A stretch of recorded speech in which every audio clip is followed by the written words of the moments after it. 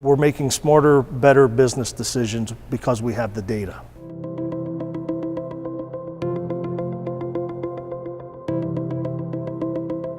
My name is David Andrus. I'm a regional sourcing category manager for DHL, headquartered out of Westerville, Ohio, at our supply chain headquarters. There are just over 7,000 trucks in our fleet.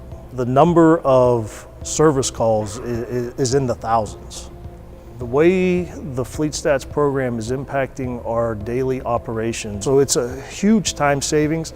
The other thing that we were after and looking for was the data, so that we could better plan for the future and make smart business decisions on whether or not we should be performing that particular repair on a particular truck, or should we look to get rid of it and refresh it with a new truck.